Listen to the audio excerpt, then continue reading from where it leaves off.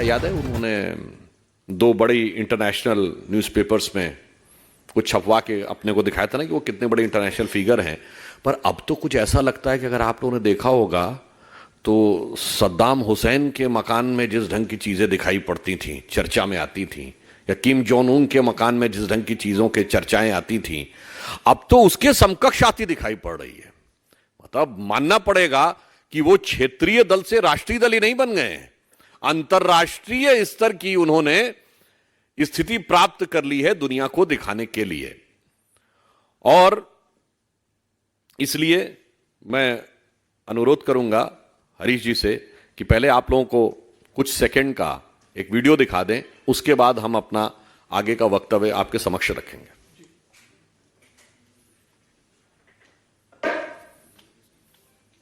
मेरी बहुत छोटी सी औकात है।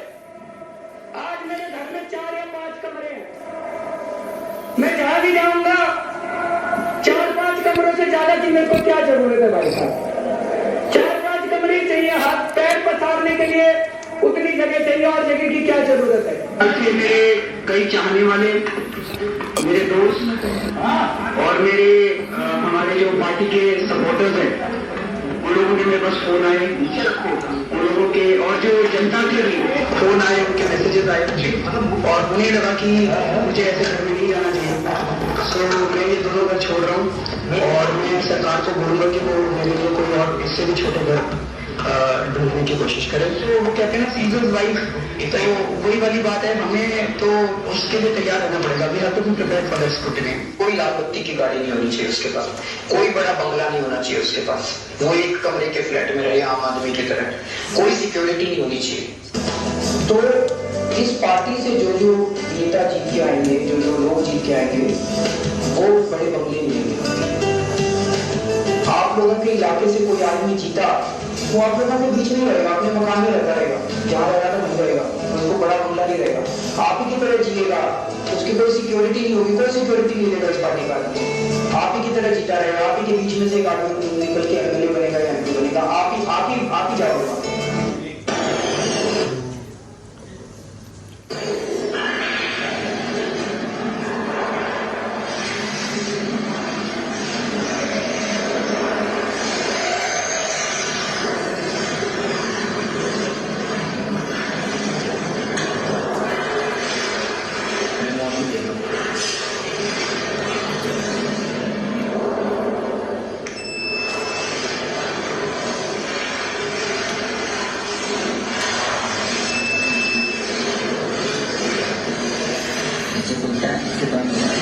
और इससे ये वाला बटन दबाओगे, ये दोनों कैंसिल हो गया, ये दोनों कैंसिल काम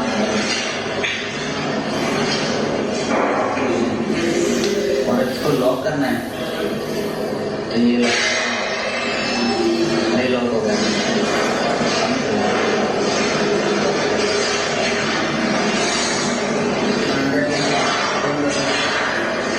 इसको ये वाला बटन हमारा लास्ट में और ये एक्टिवेट है दोनों।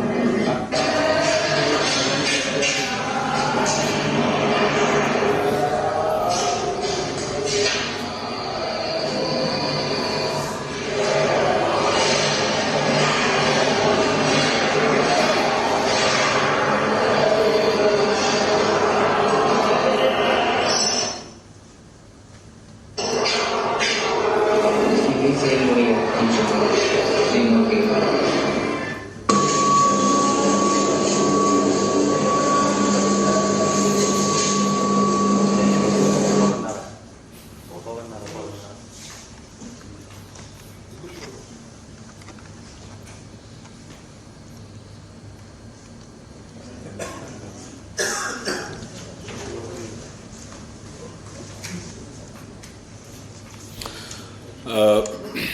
जैसा कि आपने देखा कि ये सेंसर वाले जो दरवाजे हैं ये बड़े संस्थानों में, बड़ी पब्लिक प्लेसेस में, एयरपोर्ट्स में यूज किए जाते हैं, इवन कोविड से पहले भी, इसलिए ताकि लोगों को टच करने की आवश्यकता न पड़े। परंतु आपने देखा यहां तो बहुत बेहतरीन तरीके, इसका आप गहरा राजनीतिक अर्थ समझिए, कि किसी चीज को टच नहीं करते, फाइल को टच नहीं करते, सब रिमोट से चलाते हैं। कहीं सत्येंद्र जैन जी बोलेंगे से करवा देंगे, कहीं सिसोदिया जी से। और तो और पार्टी को भी टच नहीं करते। साहिब आलम के आने के साथ ही पार्टी को एक्शन में आ जाना चाहिए, उसमें भी रिमोट से कोई चीज खुद नहीं साइन करेंगे। और इस प्रकार की एक धारणा और मीडिया में समाचार हैं कि पंजाब की सरकार को भी रिमोट से ही कंट्रोल करते हैं। तो आपने देखा कि उन्होंने यह जो बताया और उससे पूर्व का उनका वक्तव्य है। अब मैं उनका एक और स्टेटमेंट आपको शब्दशः पुनर्स्मरण कराए दे रहा हूं, रिमाइंड के दे रहा हूं। यह 27 अक्टूबर 2013 को उनका किया गया ट्वीट है। कोट, दिल्ली की मुख्यमंत्री शीला दीक्षित जी के घर में 10 एसी लगे हुए हैं। मैंने सुना है कि उनके बाथरूम में भी एसी लगा है। कौन भरता है उनके एसी का बिल? मैं और आप भरते हैं? आगे गौर फरमाइएगा। मेरा तो कलेजा कांप उठता है यह सोचकर कि जब दिल्ली की 40% जनता झुग्गियों में रहती है, तब कोई मुख्यमंत्री कैसे आलीशान घर में रह सकता है, अनकोट। शायद ऐसे ही लोगों के लिए वह पंक्ति लिखी गई है कि विद्युत की इस चकाचौंध में देख दीप की लौ रोती है, अरे हृदय को थाम महल के लिए झोपड़ी बली होती है। और आपने देखा कि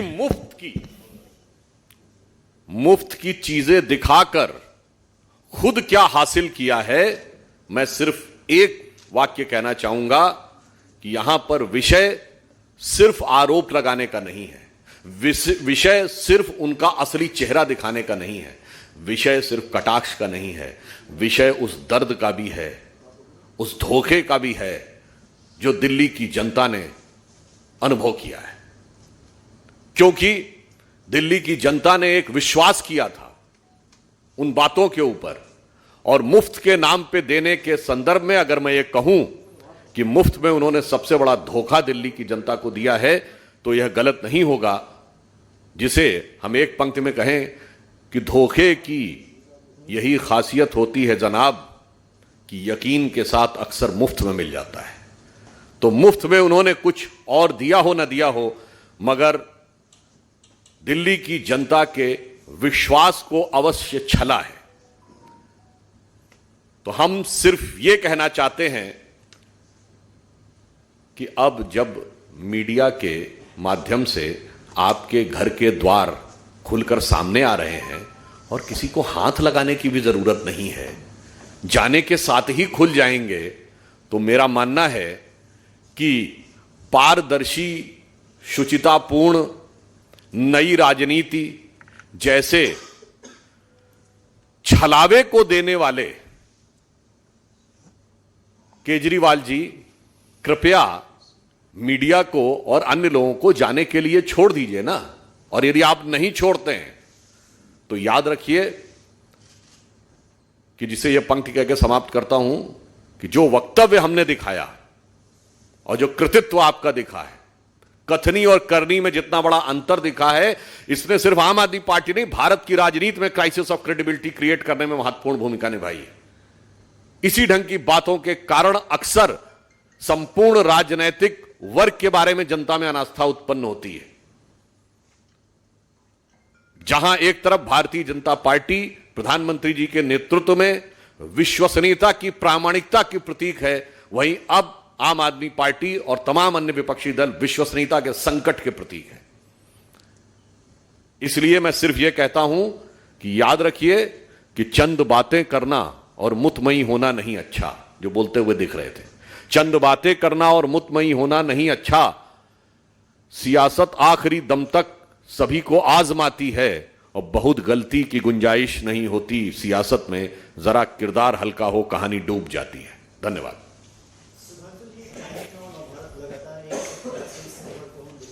3 लाख का काम हो।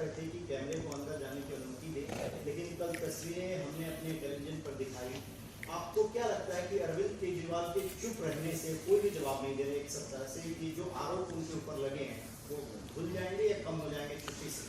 मुझे लग रहा है कि आज वो निशब्द हो गए हैं। आज अगर वो आप उनसे कुछ पूछना चाहें तो उन्हें समझ में नहीं आ रहा होगा कि वो बोलें क्या, क्योंकि कई बार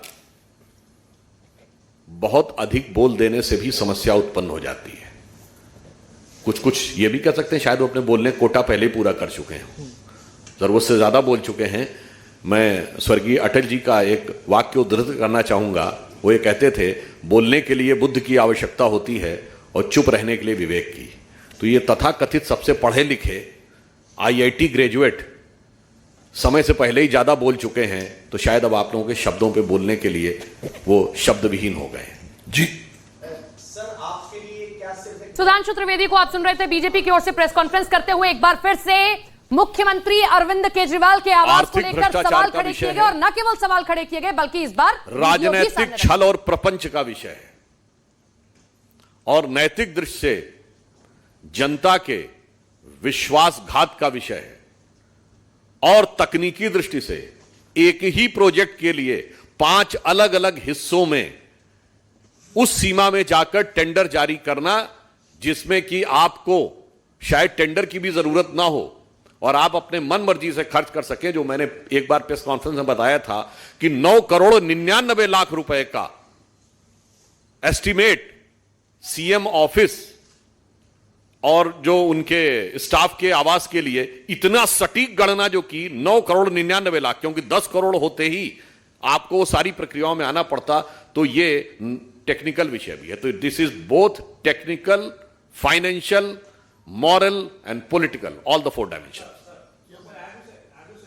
तो सुधांशु त्रिवेदी को आप सुन रहे हैं। बीजेपी की तरफ से अरविंद केजरीवाल ने जो अपने घर का रेनोवेशन कराया है उसे लेकर अब हमला बोला जा रहा है। और कैसे पहले अरविंद केजरीवाल ये कहते थे कि 4 कमरे का मकान ही चाहिए, वो बाकायदा वक्तव्य भी सुनाया गया इस प्रेस कॉन्फ्रेंस में। और अब कैसे अरविंद केजरीवाल का नया बंगला तैयार है, वो वीडियो भी दिखाया जा रहा है प्रेस कॉन्फ्रेंस में बीजेपी की तरफ से। और लगातार इसी मसले के ऊपर बीजेपी अरविंद केजरीवाल को घेरती हुई नजर आ रही है और कैसे वो बदल गए ये बता रही है। of the matter, I think he will take any appropriate legal and technical instrument to deal with it.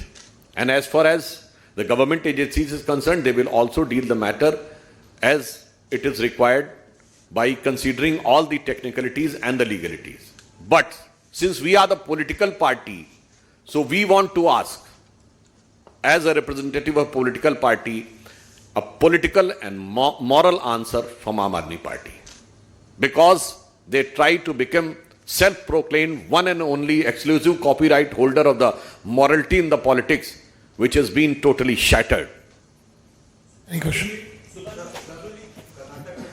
ये कह रही है राज जनता ने दिया, लेकिन राजमहल अपने लिए अरविंद केजरीवाल ने तैयार किया। अरविंद केजरीवाल चुनावों से पहले, मुख्यमंत्री बनने से पहले कहते थे 4 कमरों का मकान दे दीजिए, बहुत होता है। अभी तक का सबसे बड़ा राजमहल जो रोड शो हुआ था वो अहमदाबाद में हुआ था, 50 किलोमीटर का। कौन हताश था और उसके बाद कौन हताश दिखा?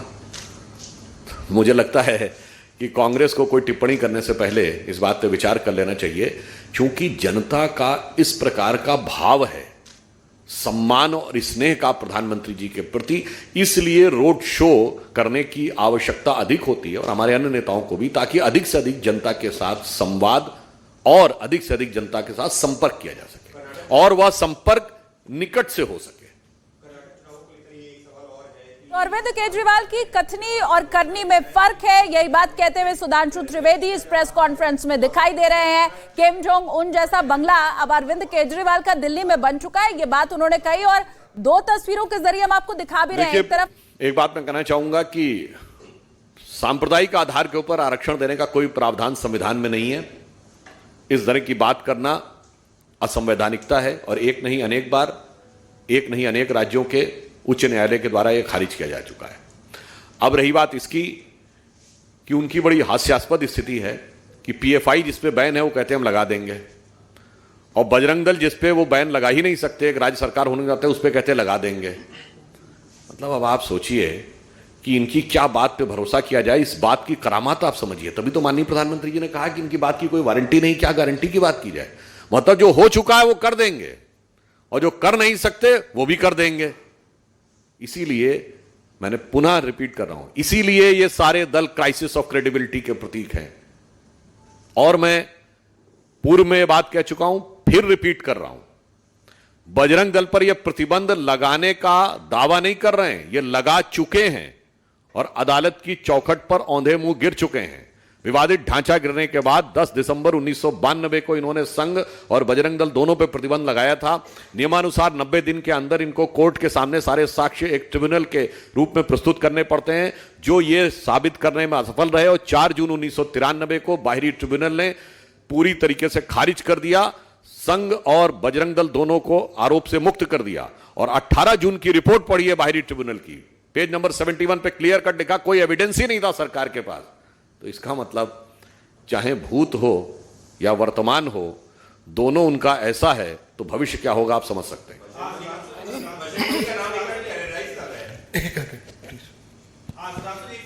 आम बजरंग आदमी बली का पार्टी नाम के अध्यक्ष का बंगला आम नहीं है बल्कि खास है, और ऐसा खास है वो आप लोग ज्यादा बेहतर समझते होंगे कि बजरंग बली के नाम से कौन भयभीत होता है। तो बीजेपी की प्रेस कॉन्फ्रेंस चल रही है। सुधांशु त्रिवेदी जिन्होंने पहले अरविंद केजरीवाल के ऊपर हमला बोला, उनके बंगले को लेकर निशाना साधा, अब पत्रकारों के अलग अलग सवालों का जितने जवाब भी दे रहे दावे हैं इन पे भरोसा नहीं किया जा सकता, क्योंकि इतने वर्ष तक उन लोग जगह जगह सत्ता में रहे, 10 वर्ष केंद्र में रहे, उन्होंने नहीं किया। इसीलिए मैं कह रहा हूं उनकी किसी बात के ऊपर भरोसा नहीं किया जा सकता, क्योंकि पूर्व में इतने लंबे समय तक रहने के बाद जो काम नहीं किए। अच्छा, और कोई पार्टी कहे तो समझ में आता है, ये 55 साल इन्होंने सीधे इनके परिवार ने राज किया है 60 में से, और उसके बाद कहें अब हम ये करके दिखाएंगे, तो यानी आपके पहले नेहरू जी, इंदिरा जी, राजीव जी और फिर आपकी माता जी का डी फैक्टो रूल, और उसके बाद अब आप कहें कि हम करेंगे, तो उसे मतलब शब्दशः न लिया जाए। हिंदी भाषी ग्रामीण क्षेत्रों में कहावत होती है कि बाप न मारिन मेड की और बिटवा तीरंदाज।